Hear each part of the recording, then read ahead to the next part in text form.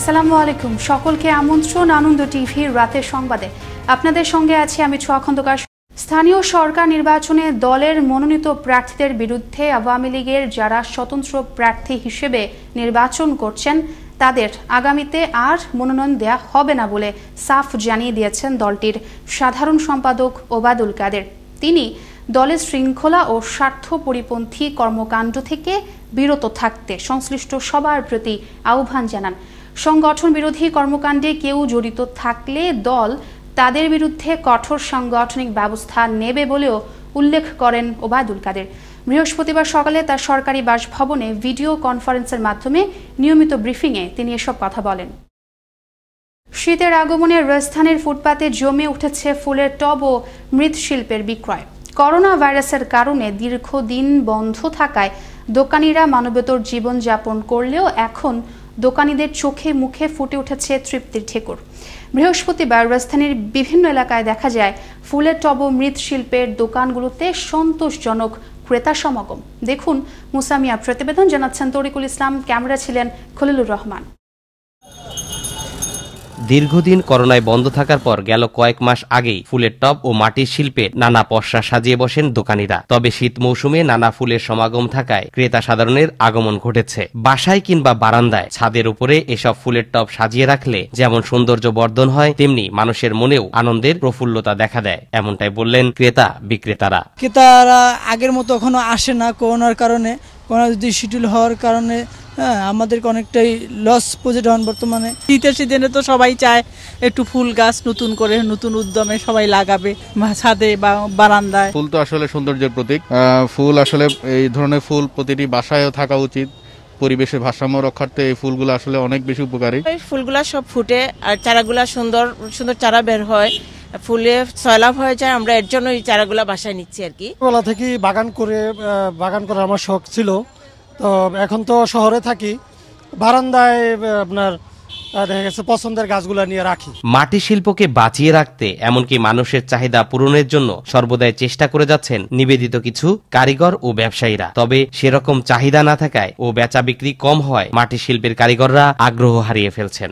না, আমাদের বেচা কিনা আগের মতন অবস্থা ভালো না। লকডাউনের জন্য মানুষ বের হতে আসে না, করোনার জন্য মানুষ ঘর থেকে বের হতে আসে না। এখন বর্তমানে আপনার 2025 এরকম বাজারের অবস্থা একবার খুবই খারাপ, বেচা কেনার অবস্থা অত বেশি সুবিধা না, খুব বিপজ্জনক। অনেক কষ্ট করে মনে করেন কোন রকম চলতেছি। এটা আমাদের দেশি শিল্প, এই জন্য আমরা এই শিল্পটাকে খুব ভালোবাসি।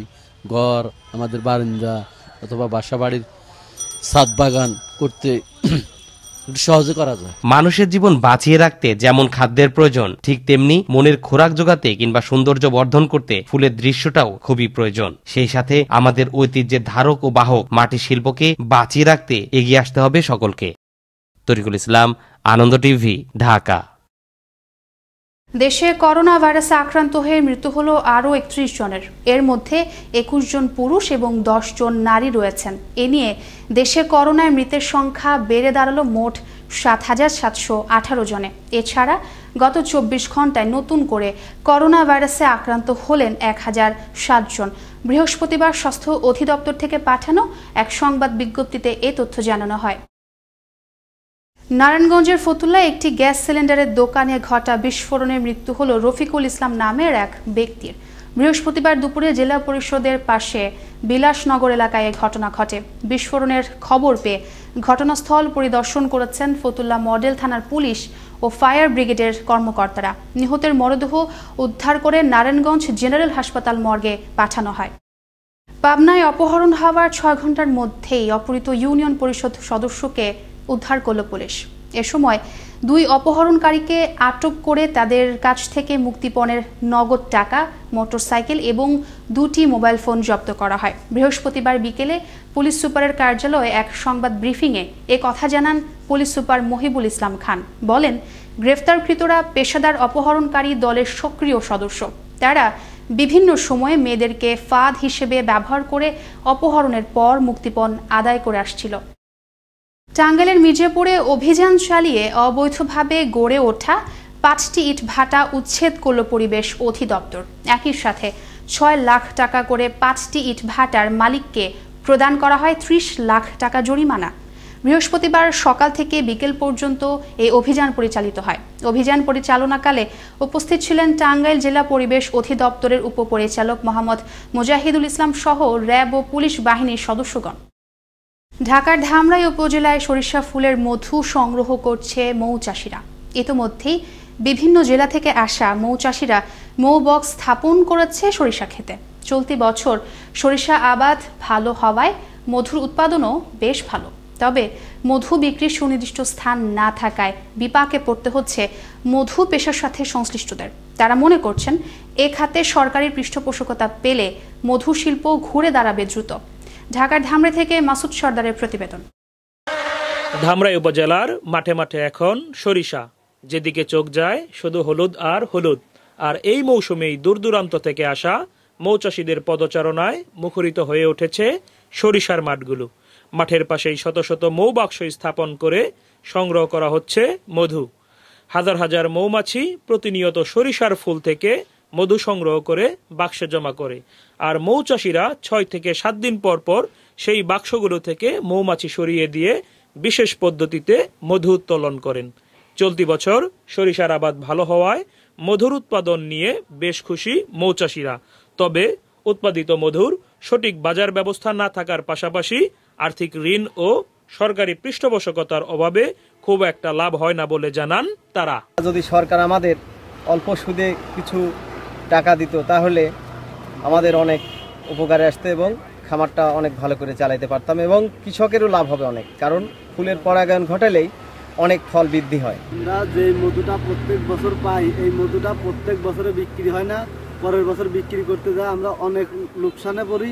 আর যদি আমাদের এই মধুটা একটা পাইকারি দর বা একটা দাম যদি ফিক্সড করে দিত, বা একটা এমন একটা জায়গা হবে যে যেখানে মধুর হাট, এরকম একটা জায়গায় যদি সরকার তৈরি করতে তাহলে আমাদের জন্য একটু ভালো হতো।